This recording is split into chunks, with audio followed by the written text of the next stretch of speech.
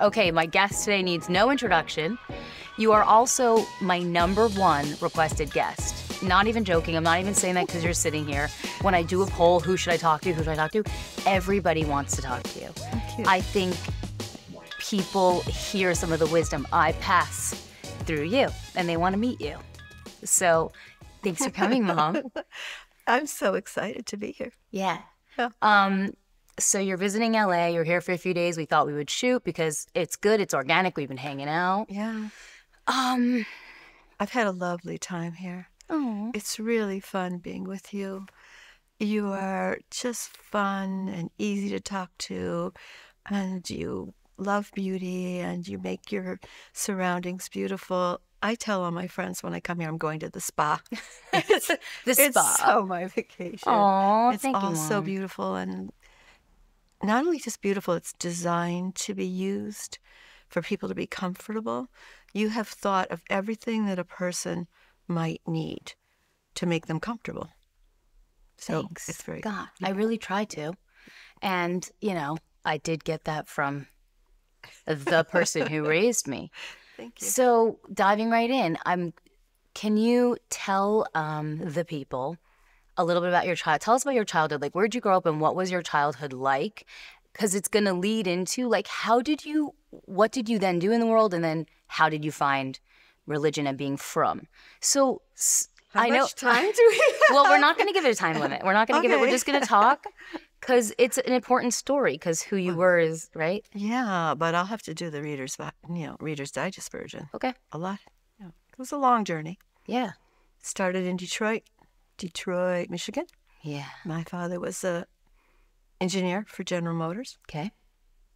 It was in the late 40s, early 50s, and he plated bumpers.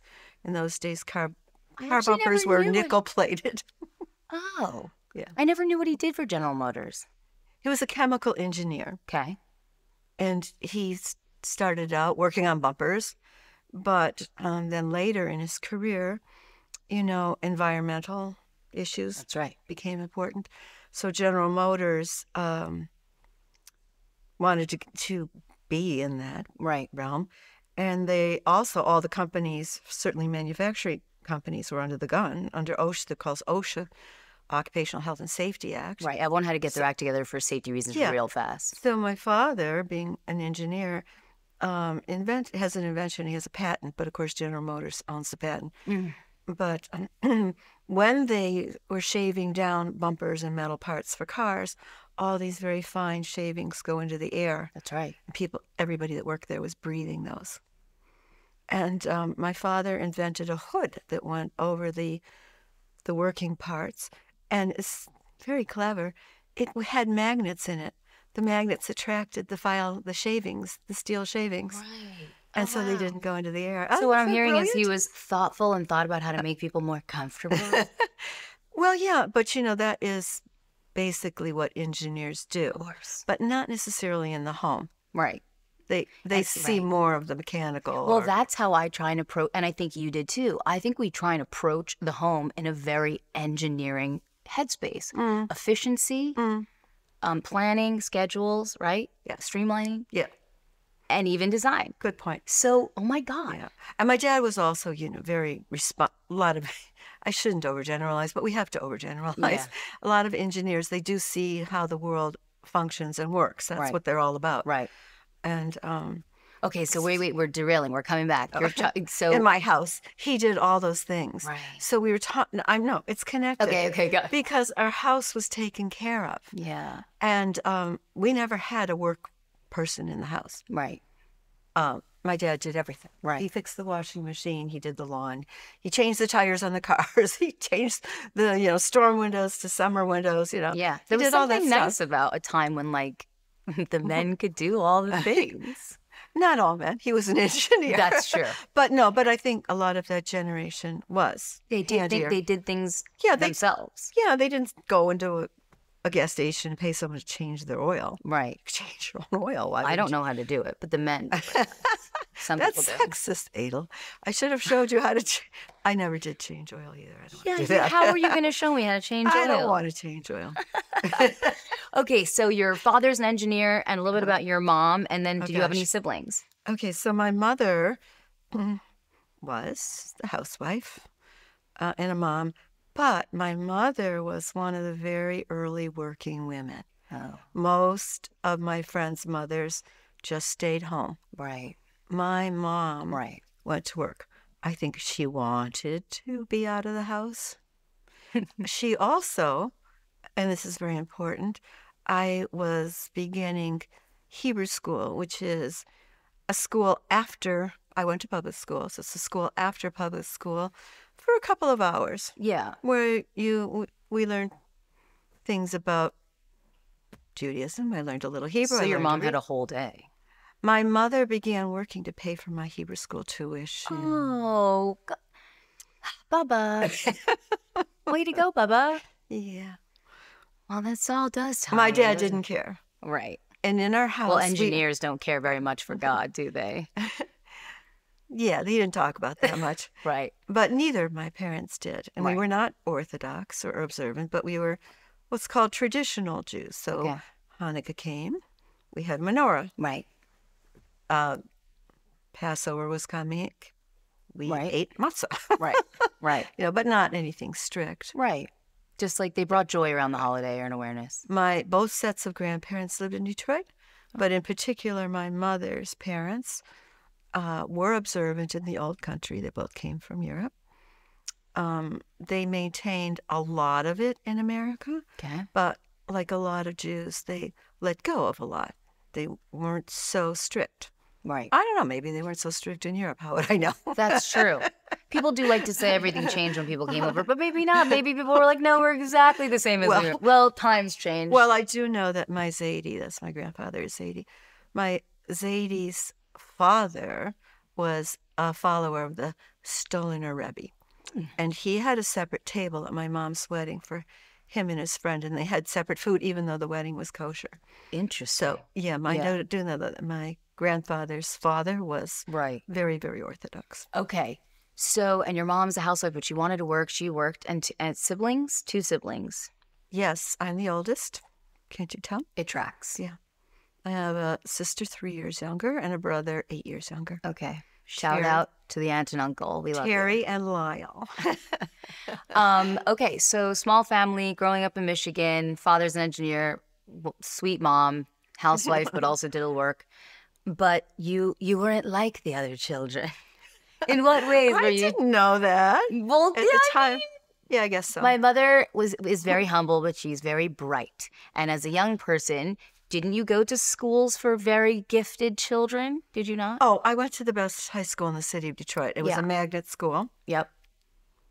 In Detroit, I think they call it in New York, they call it Bronx Science. So Yeah. you had to have good grades.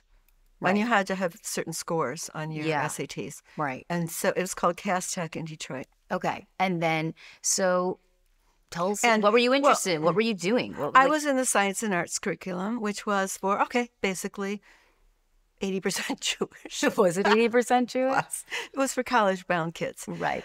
Yeah. Right. Um, At that time, and it was Right. downtown Detroit. okay. And downtown Detroit was not what it is today Yeah. in terms of crime, but it was still downtown It was Detroit. a downtown. Yeah, guys would open up their suit jackets and lined with watches and go, want to watch? Right. Wait, don't get in front of the mic. Oops. It's okay. And okay. the boys were propositioned, and Yeah. Yeah, Detroit was exciting, but the main thing about Detroit in the 50s Is? and 60s, it was the home of Motown. That's right. It was the home of Motown. It was That's a right. phenomenal city to grow up in. Right. I mean, think New Orleans. Right. When you have a center of music, and even if it's Motown, and there was a lot of Motown, every type of music and musician thrives there. Yeah. When I was in high school, I went to a coffee house called the Chessmate.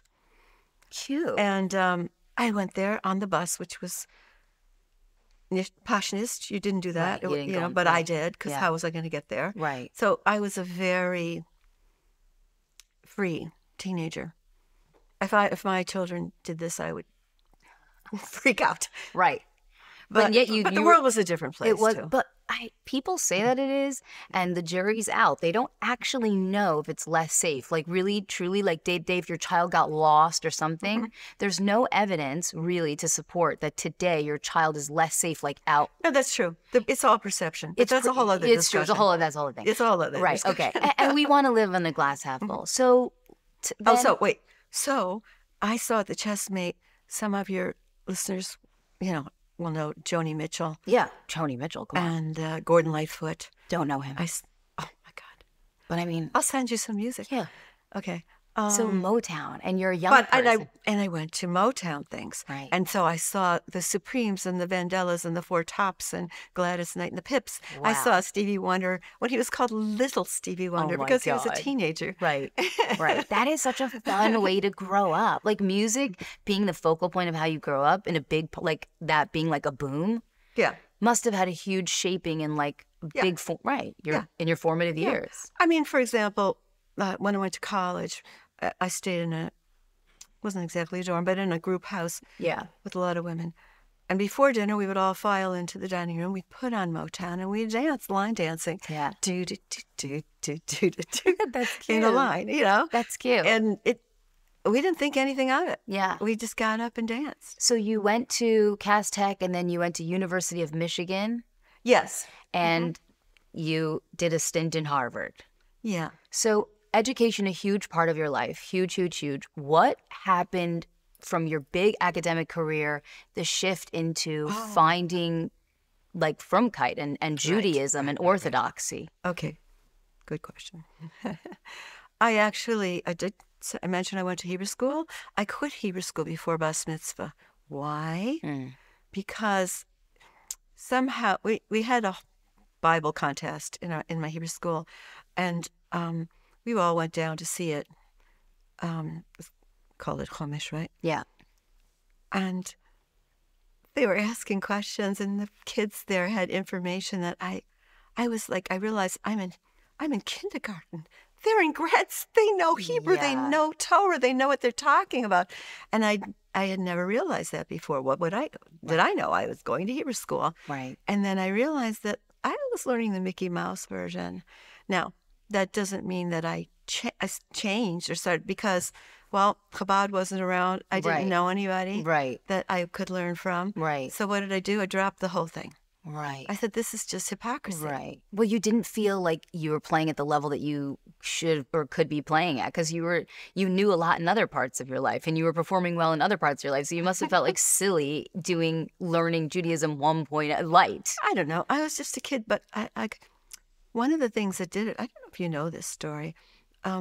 Passover was coming, and the students were going to take various parts. So in my class, it happened that my teacher that year was the principal of the school, and she covered her hair. They were Orthodox, but the Hebrew school was less religious. Okay. Anyway, we had a contest in the class. Who could make Kiddush over the wine? Who could bless the wine? Yeah. I practiced. Baruch Hana. Yeah. And I was so good at it. Yeah. And I had a pretty good voice then. Oh, so you led the Yankee. Yeah. I wanted to do that. Yeah. So we had tryouts in our class, and this boy, who I hardly even noticed, like, who's that quiet kid there? That nothing little boy. Yeah. But he was now, with hindsight, what I know about Judaism and Orthodox people, he was a very sweet boy. Right. And But he got chosen? Yes, he got chosen. And something in me told me he got chosen because he was a boy. But nobody told me. Yeah. Why? That in some parts of like Orthodoxy, it would be the boy who would make the bracha, the blessing, and that would be right. It would be. But as a young kid, not knowing that, it would just be like, why not me? You didn't know why. And by the way, everybody in the class said she did it better.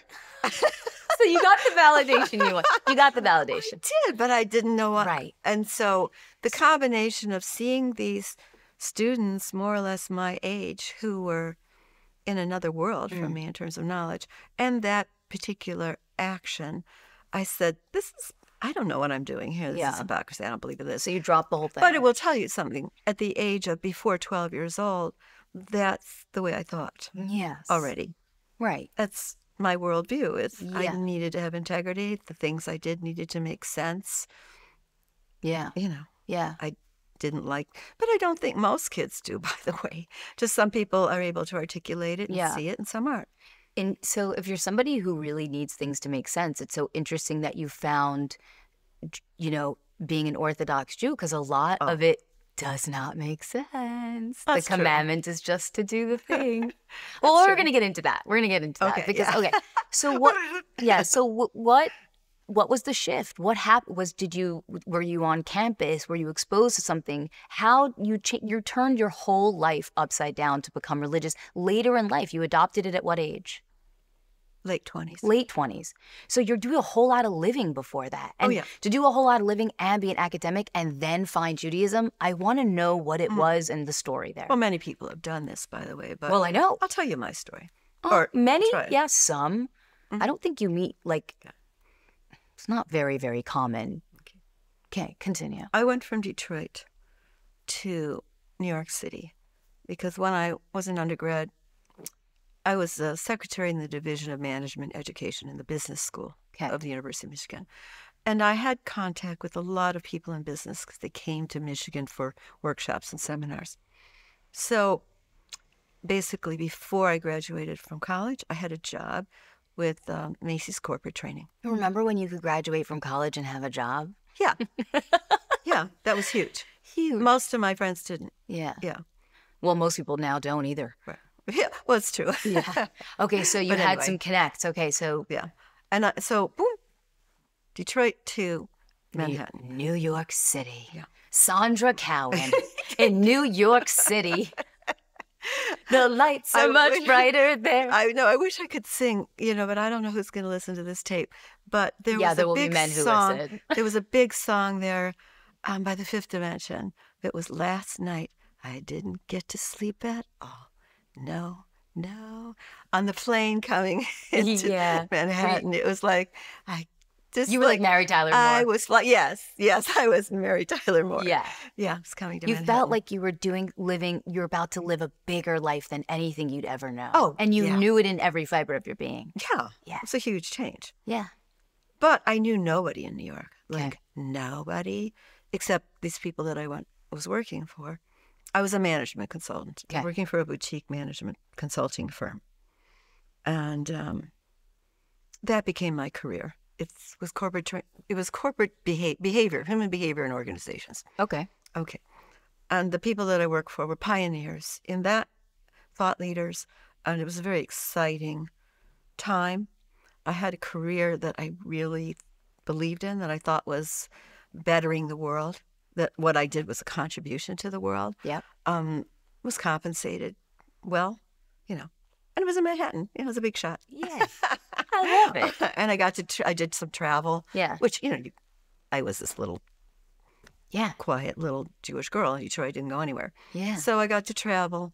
And when I traveled, I was going as a consultant. I was going as a person who's an expert, who's here to, and they were paying to listen to. So, how cool is that? It's very cool.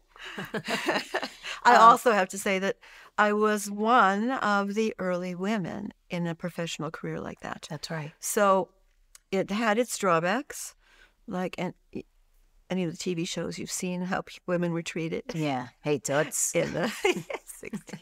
Yeah. Yeah, or maybe not promoted, whatever. But right. My boss did respect me a lot. Good. And I had a lot of autonomy and respect. So that was my career. And when did lightning strike for the shift? Right. The great shift, we'll call it. Here I am. I have this. By the way, it's not to say that your life before finding Judaism didn't exist and wasn't important. Yeah. I just want to get the whole picture. And also, it is always interesting to me when people do a complete flippity flop. It was a huge shift. Yeah. But not totally unexpected. I'm getting to be in my late 20s. And you're looking for a husband. 30. My biological clock is ticking, and we wouldn't do the things that people do now. Well, it wasn't all the things. There wasn't those things. I'm saying. Yeah. So, and then you just innately what am I doing here? I'm a big shot in my career. I'm flying all over the country. I went Tell people what to do. I tell people what to do. But I am empty. Life is empty and meaningless. So, well, but wait. Life was empty and meaningless? What then for people listening who are older girls who are not married? Is life empty and meaningless? no, I didn't say because I wasn't married. Oh, it just, Look at how you jump. Look Oh at how you my God, I'm the jump. one with the bias. Oh my God. Oh my God. I'm the generation of women slip. Please, I'm an expert. Do not try. Mom, I just tried to put No. my own Yeah. bias on, like, through you. I'm sorry. You know what? You corrected me. Appropriation. Exactly. No, well, no. Okay. It wasn't because of that. Yeah. It was because, I mean, I wasn't married and there was no significant person in my life. Yeah. And I didn't have a community except for the people I worked with, but the nature of people you work with is different. Yeah. So I felt something's lacking. So not knowing what it was or what to do about it.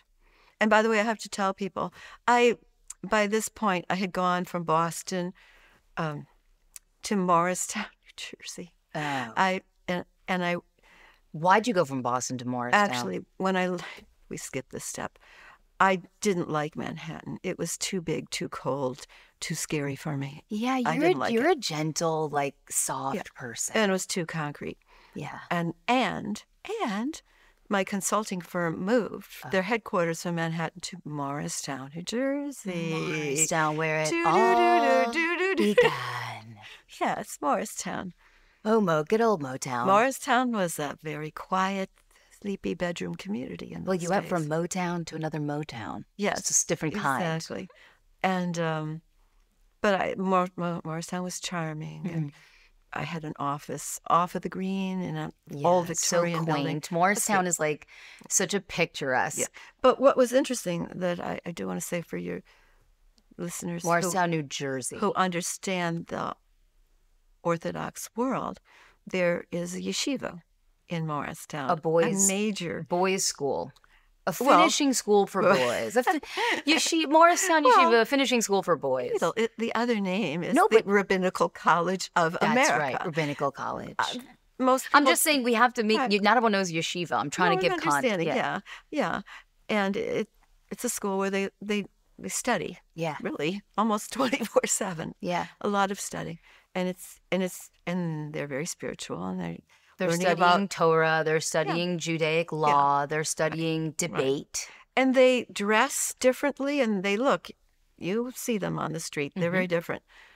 I did not notice a single one of those boys when I was single and living in Morristown. I did not know there was a yeshiva there. How could you? They used to walk around. Because, Adel, this is an interesting phenomenon. When your focus is here and not there, you don't notice. And it's an important thing to understand in life. It's true. Sometimes you think someone is stupid or shallow or this or that, and you have to understand when you don't thing hasn't come into focus. When you don't know, you don't know. Yeah. And you're busy. I had my career. I'm busy running around doing that. Or you might have even seen a boy wearing black and white traditional clothing, but it was in your peripheral and you weren't focused. Like you wouldn't even. You're like, oh, he's dressed weird. Doesn't register. So you're hanging out in Morristown, so there's like a hub of Jewish activity happening, and you just don't know about it. Right. Yeah. Well, and then the interesting thing is that I did have some friends at work, not Jewish, who I was saying, I'm looking for a boyfriend or I want to get. They said, oh, what we do is we go to church when we want to meet somebody. So I knew about the Reform Church in Morristown. The Reformed So synagogue. I got dressed up and I went there Friday night. Or is it a Reformed church? Do we just call it that now? God forbid. I got all dressed up and I went there Friday night. Yeah. It was empty. They don't go. They don't go Friday night. They don't go Friday night. Oh. But I didn't know this. That's funny. It was the janitor was there cleaning up and vacuuming for Saturday morning. So you're like, I gotta get to shul. So then I tried. This is like Goldilocks and the Three Bears. So I tried the Reform. Now I'll try the conservative synagogue in town. Great. So I went there. I don't know if they had a service Friday night, but but now I was older and wiser. I ain't going Friday night. No, no. I'll go Saturday. Fool me once. Fool me once. Exactly. Okay, so you're not going back Friday. So you tried conservative on like a Saturday? Yeah, actually, yeah. And then the rabbi came up to me and he introduced himself and he said, would you like to go for a Shabbos meal, a Sabbath meal to somebody's home? And I said yes. And then during the week, he introduced me to some people. Yeah. And I went to their house. And I found it bland and dry. Nothing. I didn't get it. Right. Furthermore, I was a big snob. Remember? Big snob. You're like a Hallmark movie, like the big city woman comes to a small town and she's like, oh, you didn't even notice the people walking around. You've made it. But anyway, I was judgy and I judged them. And I was like, oh, got nothing happening here. Yeah. So anyway, so that was the end of that. Okay. And I didn't pursue it. Your father tells me that I don't remember the chronology of my own life. Yeah, I don't either. I have a very bad sense of that. I don't either. Had I known you. Well, let's just jump to it then. Okay. Well, what happened was that I was feeling very dissatisfied in my job in Morgenstern, New Jersey. And I was feeling like, what should I do now? And I didn't know, Yeah. So when in doubt, you go back to school. So that's how I got to Harvard. Oh. I don't know. For the heck of it, I applied to Harvard Business School, and Harvard Business School accepted me. Oh my God, as it would have it, as luck would have it. As luck would have it. So I packed up my car, and I moved to Beverly, and I moved. Yes. I moved everywhere in my car in those days. Yeah. Everything I owned fit in the car. That's so independent. Well, I was young. Yeah, I know, but like young people don't do anything by themselves anymore, Craig. Yeah. And let alone pack themselves up and drive across country. Young people don't do that. You know what else? Like I did my whole application for school by myself. Could you imagine? I wrote the essay. I filled out all the forms. I got the forms. I did everything. That's what you did in those days. No, now children cannot fill out their own forms or write their own essays. I don't know anyone that writes their own essays. And you certainly didn't have a consultant to walk you through how to apply to college. I know. Like Jacob had a person who was like in charge, like hand holding. A lot of them do. Okay. Yeah. So you end up back in Boston. Yeah, and I'm at Harvard Business School. Right. Now, I'm at Harvard Business School. And now I'm really at the pinnacle, right? I'm at Harvard Business School. Hell yeah. And I felt empty and meaningless. You felt empty and meaningless. Like, this is not what's here. The academic's plight. Well, it's specifically business school. Yes. And Harvard, the people there are very, very focused on being rich and successful. That is the goal. Right. It's not a bad goal. No, it's not a bad goal. 2020 high school. It's high side. Or notable, like rich, famous, or notable. Like I think some of them don't necessarily go on to be famous or rich, but they have like, medical findings, research, whatever, they're specifically in business school too. Oh, right. That's true. That's right. That's right. So they either want to be on I'm thinking of a different program. They either want to be Wall Street or an entrepreneur and start their own business. Yep. Yeah. Be Bill Gates or. And you're not feeling anything. You're not feeling joyful. Well, I talked to some fellow students who said, no, Harvard's not a spiritual place. Yeah, it's true. So you went looking. Somebody suggested, big confession. No, actually, at Michigan, I was a psychology major.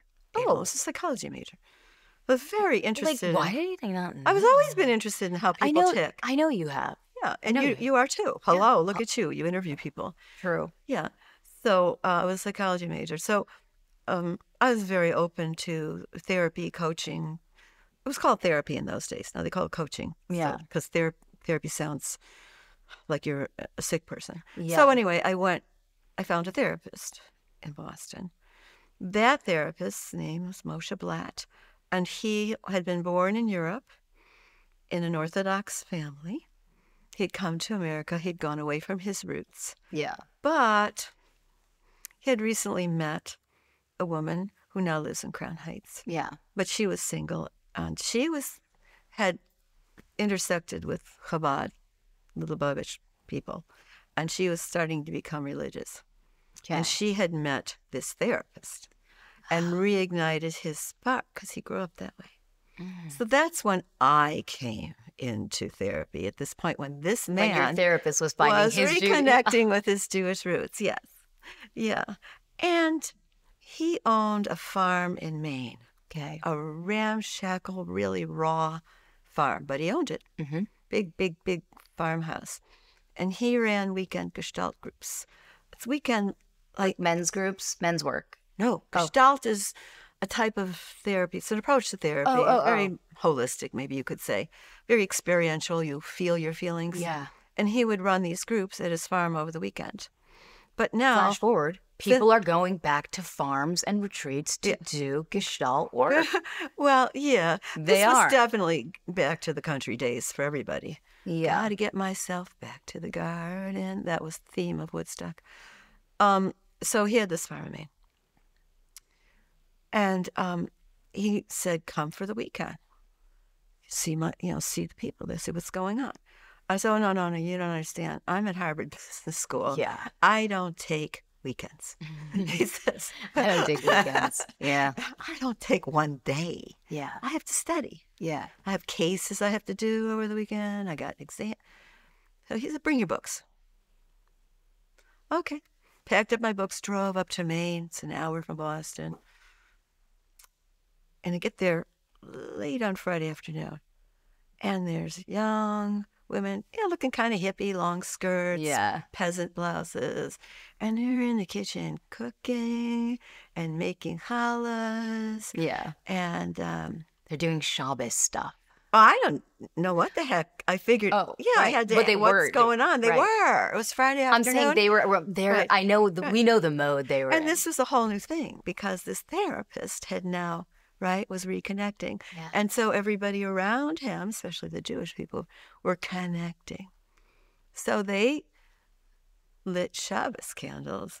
And I hadn't seen that since my grandmother. My grandmother lit Shabbos candles, but what my grandmother did is, in the middle of Friday evening, she would go to the side, go to her, whatever the table was, light the candles, and then come back. So she never said anything. Right.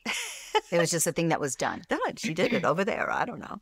Wow. So these women were lighting Shabbos candles and singing the bracha, and we were holding, and we're waving, and we're hugging. And did you get right in the mix? Hello, Mom! They just brought you in like you were. The whole this was like a Gestalt group. Everybody's there for therapy. Everybody's there. Yeah. Tai Chi people are doing the Tai Chi. The yoga people are doing the yoga. I mean, this is amazing. This was California. Yeah. In Maine. California and Maine. Yeah, in the 60s. That's so beautiful. So that was your first introduction to like your first real Shabbos. Yeah. Okay. But it wasn't exactly a real Shabbos. Of course. Nobody was really doing Shabbos. It was this a lot of the symbolism. Hippie version of Shabbos. It was cool. Okay. And you stayed the whole weekend? I do want to say, yes, I did. Okay. I didn't know crack a book. I don't know how I finished school. Yeah. But because my entire life and worldview was changing. So what happened was, this Moshe Blatt therapist, he used to start Friday nights with some group therapy, group work, whatever, but he was now starting Friday night with a Shabbos meal. Right. Not everybody was Jewish. Whoever was a lot of Jews. Yeah. Therapy, Jews. And that's who he attracted, right? Yeah. And he would tell a story. And it turned out, I didn't know then, I know now, it was one of those long, rambling Hasidic stories. And he would start telling the story. And there's just candles on the table, and the light is low, and the faces are glowing. And he was telling this story. And then he would stop, and he would sing a niggin. Yeah. Da, da, da, da. Yeah. And the OG, he was Farbringing. Yes.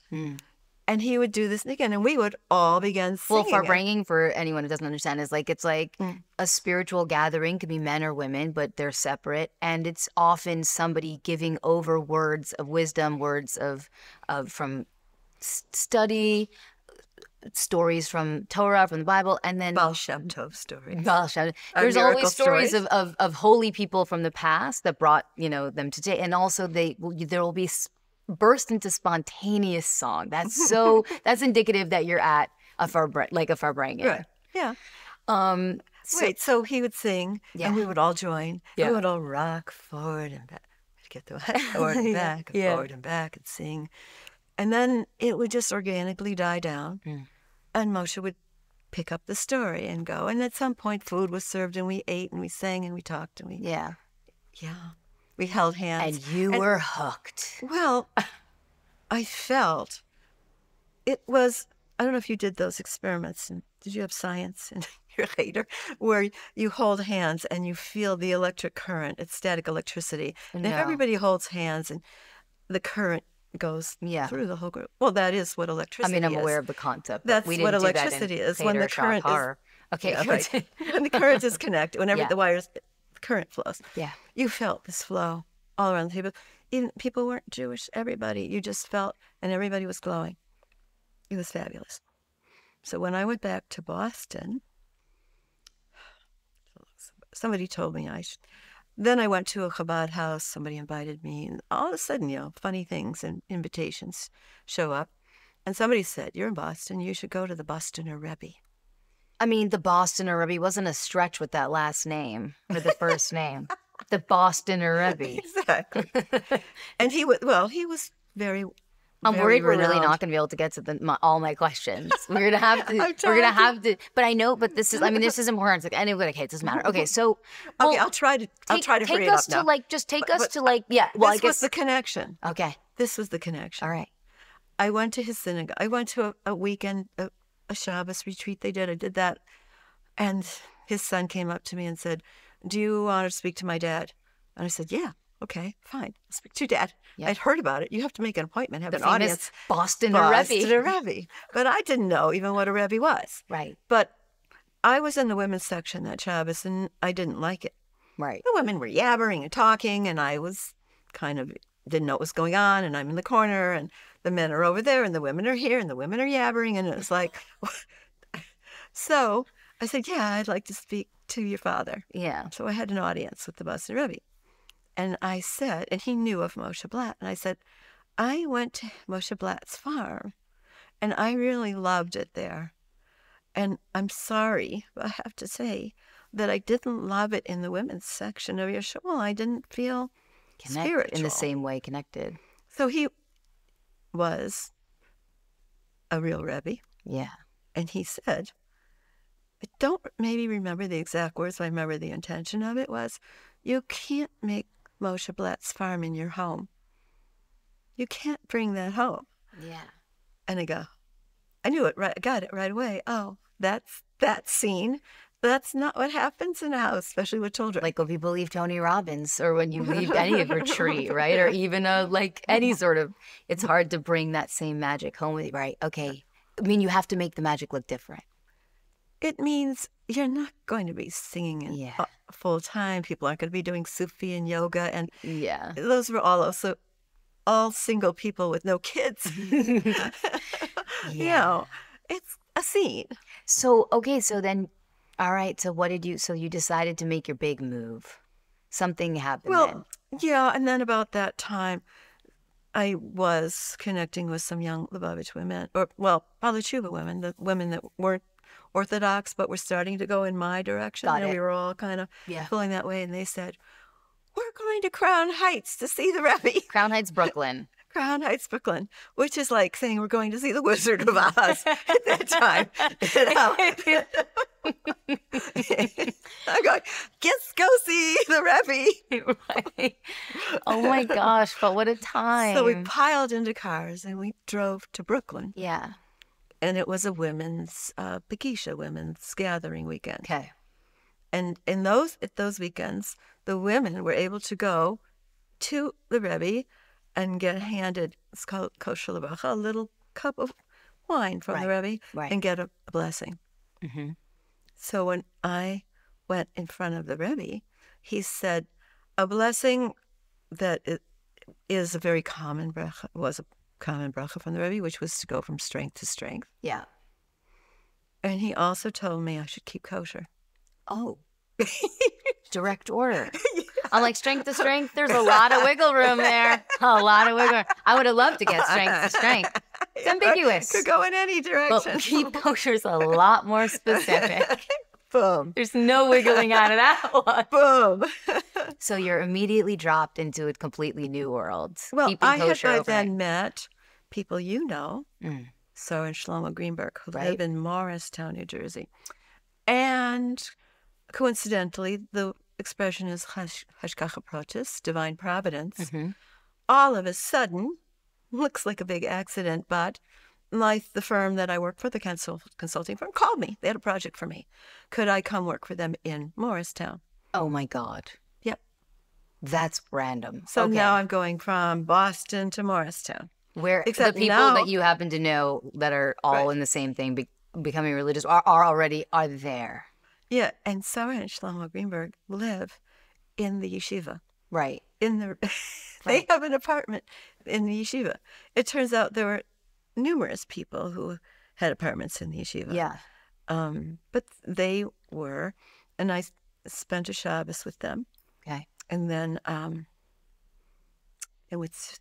should put out a shout out to Cyril Lipsker. I stayed at her apartment, and her daughter Hani greeted me in the morning. Hani, who was a little religious girl, and me, who knew nothing. And she said, "Do you know how to wash Nagelbasser?" No, what's that? And she said, "You take the water like this, and you splash the water this and this and this." And I'm thinking, this is weird. This is weird. Right. I'm Sandra Cowen. I went to Harvard. I was a management consultant, and I'm in this weird place splashing water on my hands. In different back to back to back. And they would go on to the Greenbergs would go on to ultimately introduce you to my father, your husband. Right. Yeah, he came for lunch to the Greenbergs. Oh, that's right. He was a bacher. He was a student in yeshiva. Right. And he went to their house for Shabbos lunch. Right. So, I mean, I guess that's really how young people really met back then. It was very organic. Yeah. Except that your dad is younger than me. Right. And I didn't really think of him as a match. Right. Not at all. He came to the Greenbergs. He was very funny. Of course he was funny. Tana's funny. Yeah. And smart. Yeah. He would give over sichas. And he gave over sichas in such a way that you understood it, and it was even funny. Right. It was great. He was so entertaining. Yeah. I wish we'd do more of it. We met, and the rest is history. The rest is history. Which brings me to my next question is... I left out that I did, in the interim, I went to the Machon, Beis Chana Women's Yeshiva, Women's School. Finishing school for women. In Minnesota. Right. And then I subsequently moved to Crown Heights, and I had an apartment there, and I went back and forth between Crown Heights and the Greenbergs. So I'd lived in Crown Heights across the street, across the hallway in a brownstone from Rivka Lipsker. And Rivka Lipsker became my personal mashpia, my mentor and tutor. And just learned everything. That's from so her. beautiful, and what a great person to learn from. Yeah. So beautiful. What a beautiful introduction into the person that's here today. So, okay, that was. I'm really glad we have some context there, because honestly, I don't even know. I don't know how long we've been talking, and to be honest, I don't care. People have fallen asleep already, Adel. If this never airs, it's my own personal journal. You then went on to have 5 children. Yes. And 5 children who are all pretty outspoken, dynamic, contributing members of society. Which in today's day and age, to have all of your children be somewhat intelligent, producing members of society who give back to their community, I'd say that's a pretty great feat. I'm proud of every one of you. I have the most magnificent children. Oh. And each one of you, yes, is a doer and a contributor and also taking care of your family. Yeah. You're not running off and doing things here and there. Well, I run off, but I still take care of my family. You do. You do. You make sure that Lila has everything she needs. Talk a little bit about just the experience of being a woman raising 5 children who also happens to work full-time. Can you continue your career after you found Orthodoxy? You did not give up on your dreams. You still pursued your dreams, in fact, going on to do even more successful things, and you had 5 children. But wait. At that point, it was a necessity. When you have 5 children, all going to private school from the age of 3, I needed to work. Yeah. Because sending your kids to Jewish private school is hella expensive. Jewish private school. Yeah. For years and years and years. So you had to work. So you're raising 5 children, which I know many women raise a lot more than 5 children, especially some of my listeners. Talk about just the experience of what it's like to be a woman who's working full-time, raising 5 children, who's also a wife, who's also a contributing member of the community, who also helps people plan their parties, run their parties, the Jewish Renaissance Fair, creating Jewish initiatives for community, running community events, our father being the treasurer of the shul, and also, I mean, talk about what that experience is like as a woman, because I think a lot of people can identify with that. And what were some of the things that you did to make it manageable? It was very hard, Adel. Yeah. It was really hard. Yeah.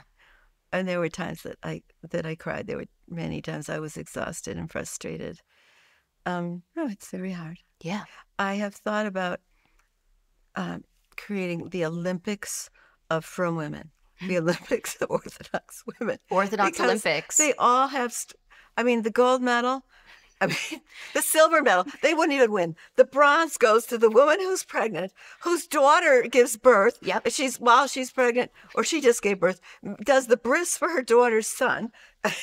And an upshurnish, and Pesach is coming. They would get the bronze. Yeah, that's There's going to be somebody that tops that story. Like, because for instance, we even had and everyone can relate. Like, I had a baby right when Simi was getting married, and you were doing the Shema Brachas in the same house I just had a baby in, and so it was a boy, so we also had a bris. So there's like a lot of moving parts, and everyone could relate to that. So, I mean, what are And I know that a lot of your followers are shluchos.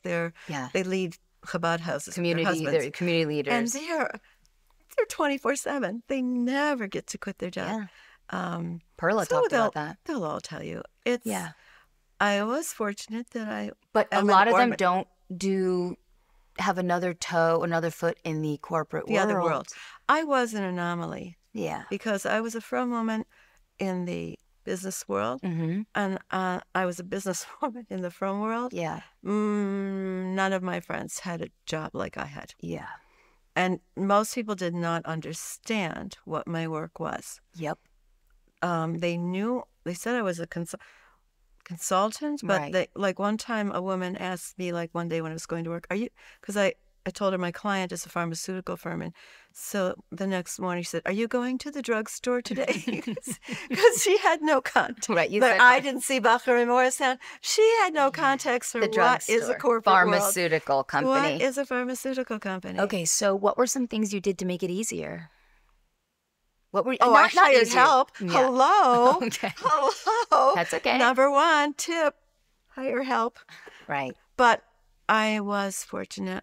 I had a career, I had the training that gave me an income that enabled me to afford help. Yeah. I had live-in help.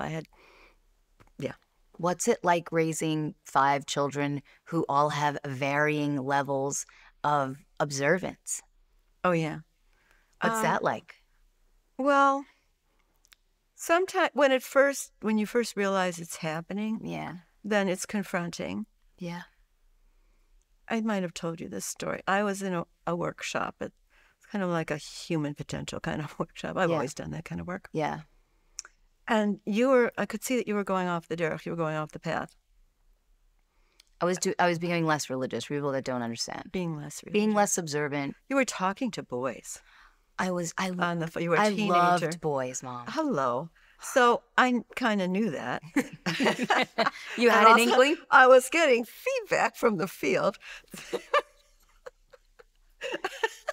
When you shared an ice cream cone with this boy on Tikva Way, that was like the greatest humiliation.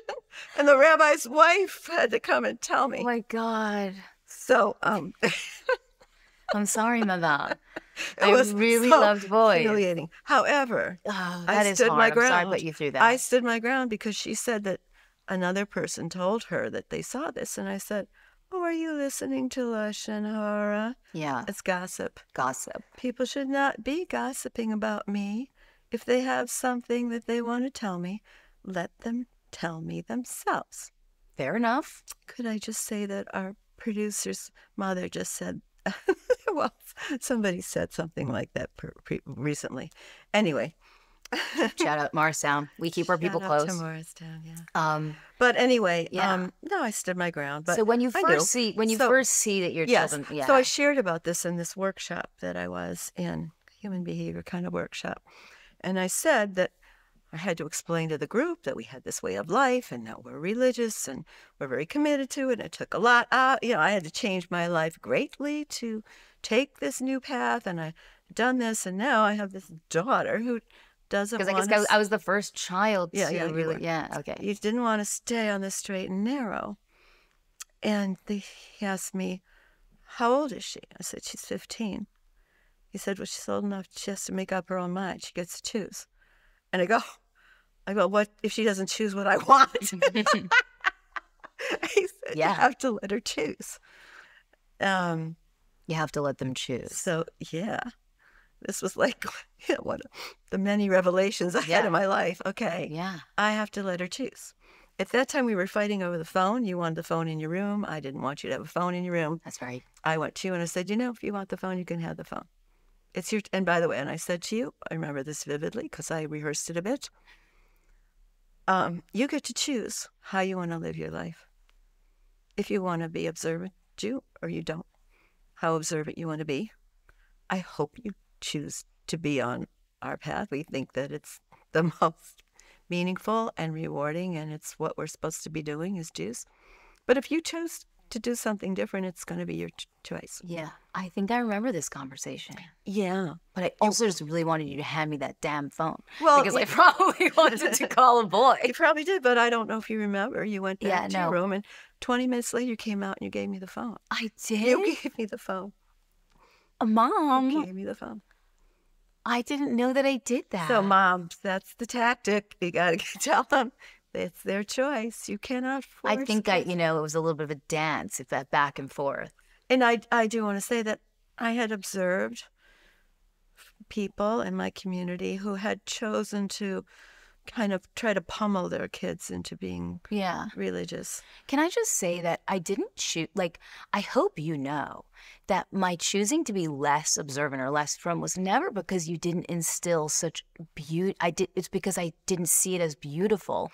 In fact, I would say our home life was my most beautiful exposure to being religious. I loved the way that you and Ta were frum because it felt honest and it felt truthful. You had chosen it. You chose it every day. You turned over your lives. And I saw you do it with joy and all, it was fun for me and beautiful. I think where I sometimes clashed was with academia and school. When I'm older, I realized it was also just I didn't like being in school. I think it would have been any school.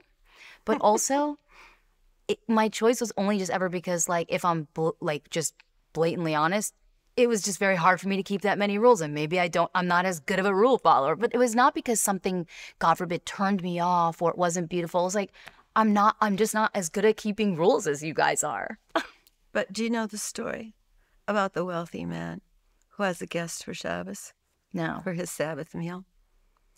He's a very wealthy man and he has a palatial house and everything is beautiful with flowers and silver, china. And he has wait staff and he has people that come and they bring the meal and they clear the meal and they clean the table and it's just a fabulous, beautiful meal, luxurious meal, and the food is delicious. And every time the rich man wants something, his little crystal bell, and he rings it and the waiter comes and brings the food. And he rings it and the waiter comes and takes away the food. And he rings it and they bring dessert. At the end of the meal, the rich man says to his guest, "You have helped me greatly. Whatever you want, ask for it, and I will give it to you. Whatever you want." And the man says, "I want that bell." Right. You appreciated the life. You loved Shabbos. You loved the Yom Tovim. You saw what was there, the depth in it, the meaningfulness of it. Yeah. But you can't. It's not the bell that brings it. I know.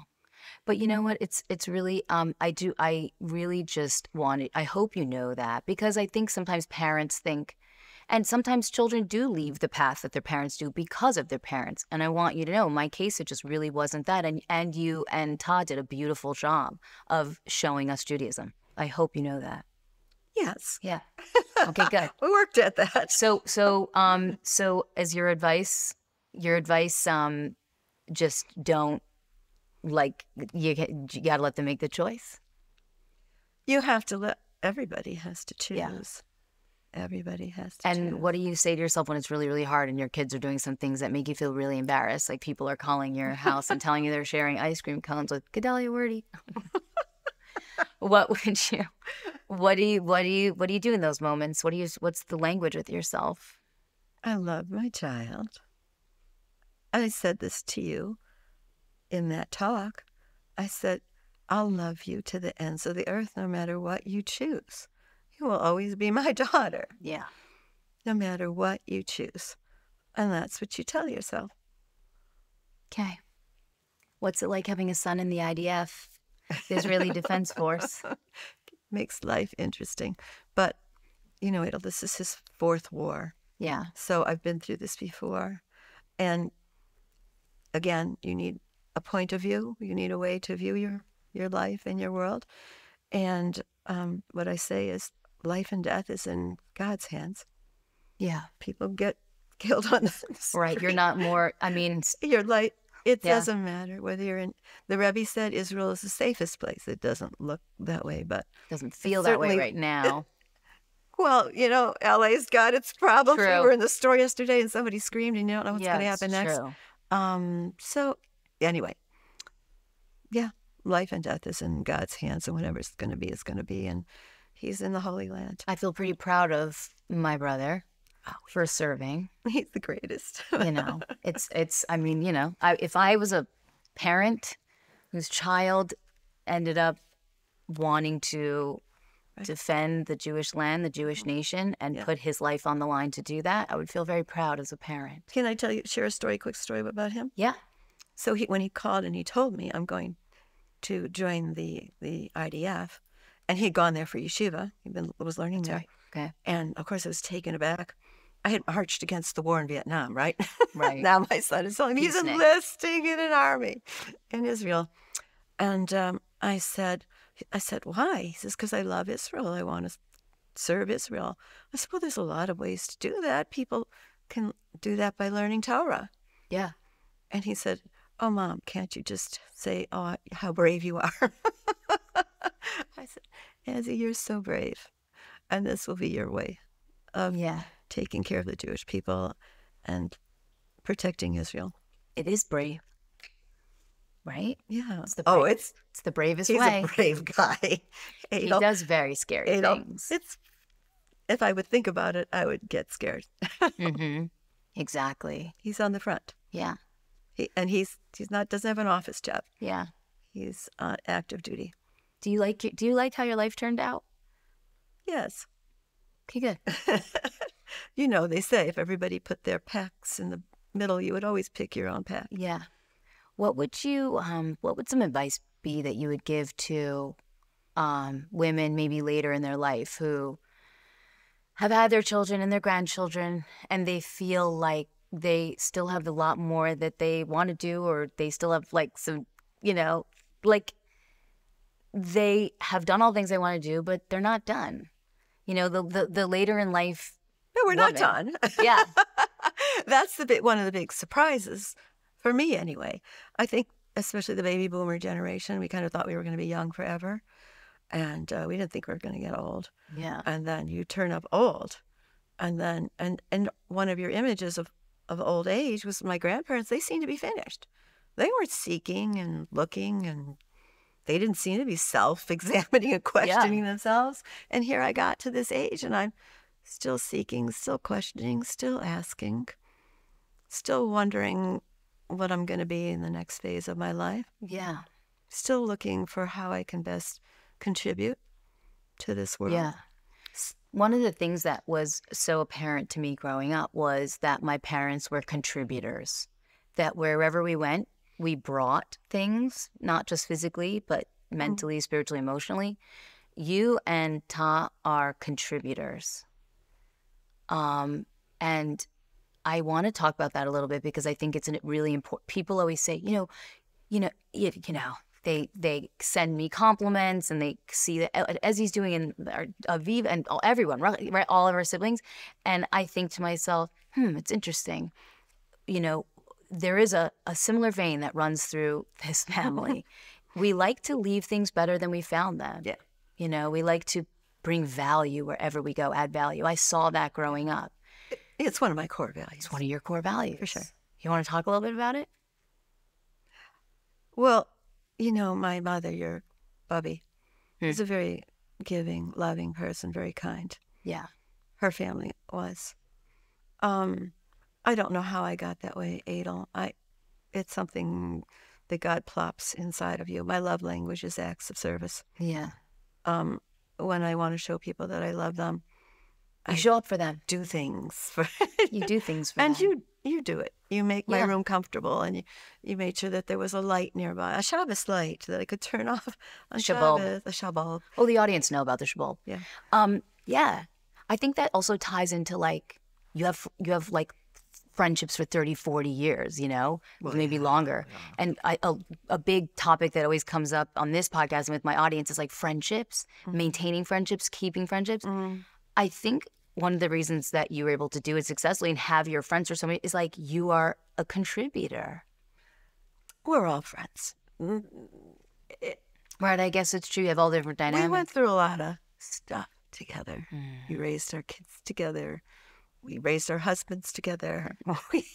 Yeah. We did events, and we made Shabbatons and Seders, and had guests, and we shared. We have a lot of common ground.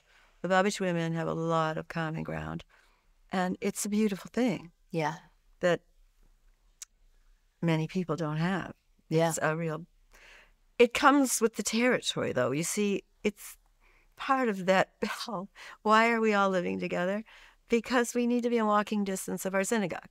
Yep. And we, Yeah. you know, and we have many of the same values, and we do the same actions, and our path for serving God is more or less the same. Yeah. So we should talk that language. Sometimes it's boring. I like to come visit you because it's different. Thank you. Yeah. Yeah. It's just an interesting thing. I think it's just something for like my audience to think about, because it really comes back to, you know, I come on and mostly talk a lot about how to, and as do you, I learned everything I know about taking care of a home and living thoughtfully and creating a home life that's thoughtful. And that's not just in the home, right?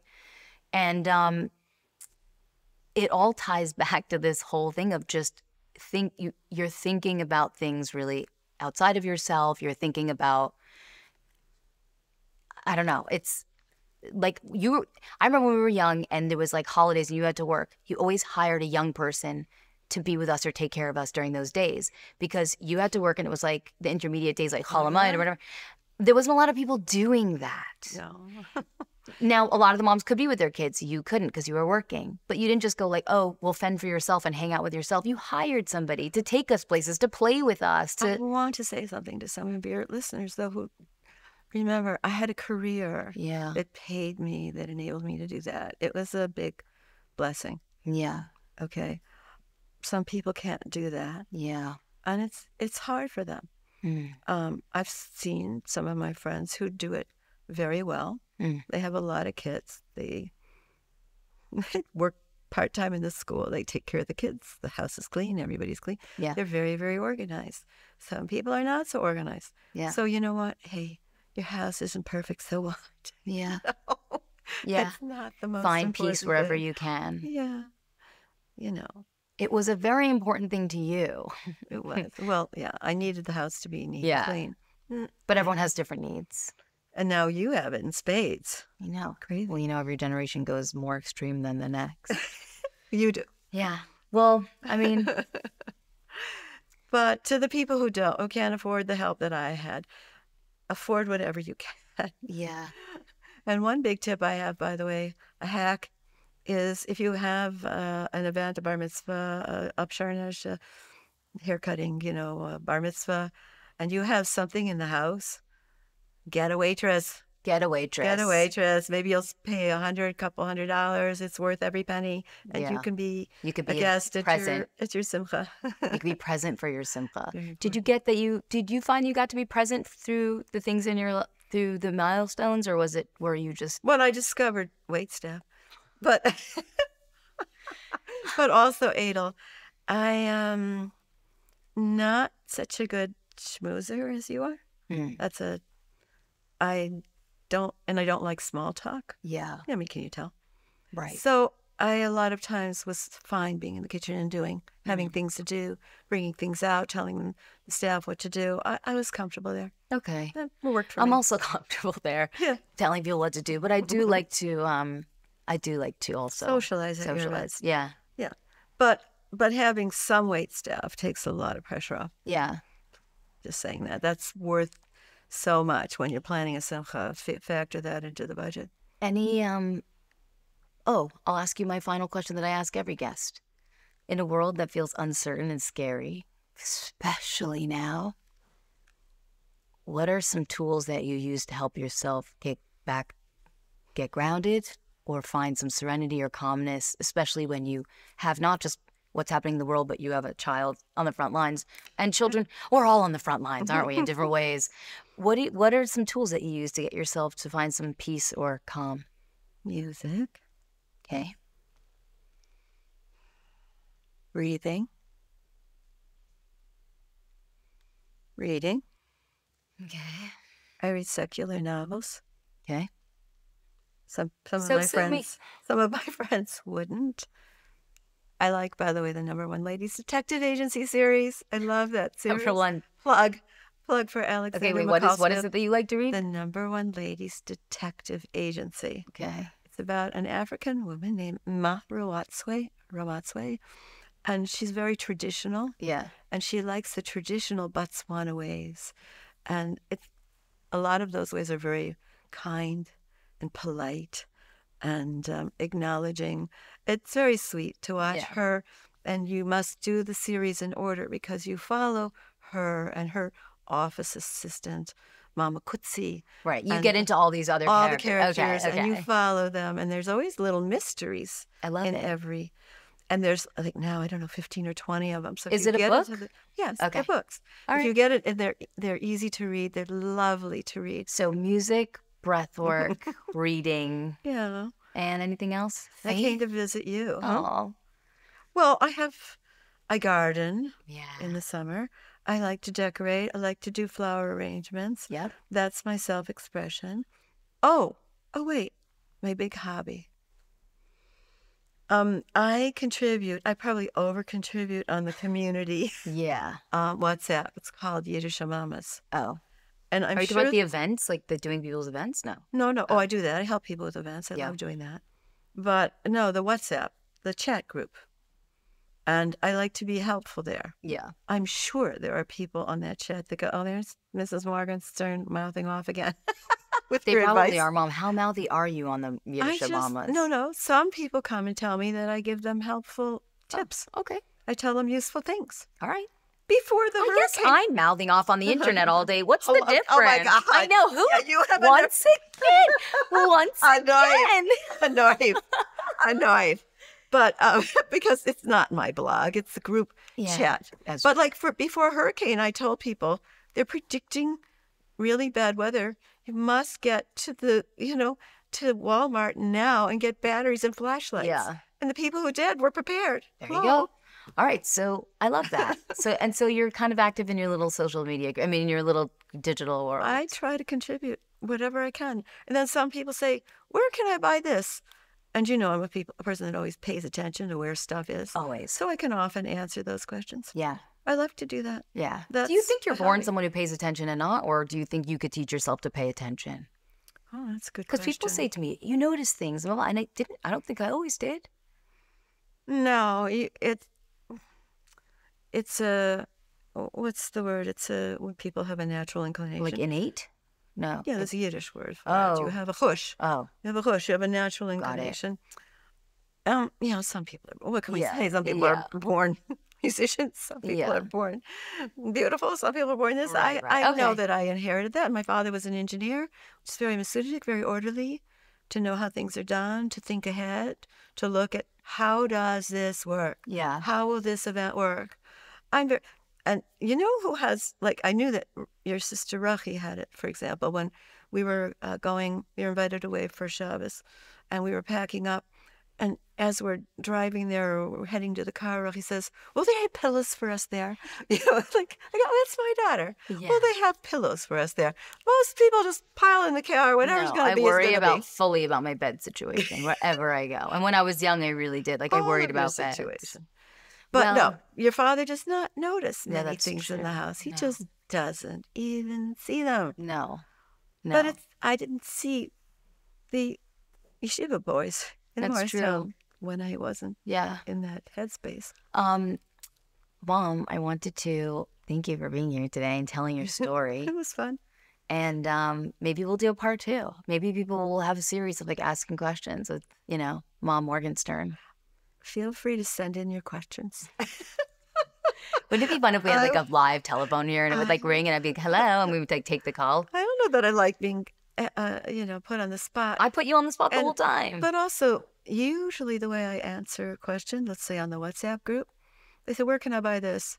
I don't just say, "You could buy this at this little boutique." I find it. I give them the link where the directions are for ways. And that is how where to we get differ there, because I don't the give the address, link. the phone number, how to get there. Because if they're interested in that, they're going to need that. Yeah. Right. That's the contributing thing again. That's what I do. I love you, Mom. Thank you for doing this with me gosh. today. You're my best guest. I love you so much. And the other thing I do to get control of my life is come visit you when I can to the spa It's fun. and regenerate. Do you feel like this place is a place of like, does it make you feel calm and present and relaxed? Not just because it's nice. Is the energy in my house good? Didn't I start the Okay, the energy. thing that way? I'm more concerned about the energy. You are so much fun and funny. Aw. And you accept me for how I am. And even you make my being religious not uncomfortable, which I have seen non-religious children do. No names mentioned. You accept me. And then you also have taught your children and you encourage your children. When I was here, we made Shabbos. We set the lights ahead of time. You set up the candles ahead of time. We had the food ready. You did everything, and the kids folded into that, and they didn't get on their phones. Yep. And it was a little bit preachy, but I wanted to make the point. See this here? This is called keeping Shabbos. Mm-hmm. This is halacha, but look what it enables. Look what it enables. It was a beautiful weekend. Look what it creates. Yeah. Look at the peace. Mm-hmm. Look at the connectiveness. Mm-hmm. This isn't accidental.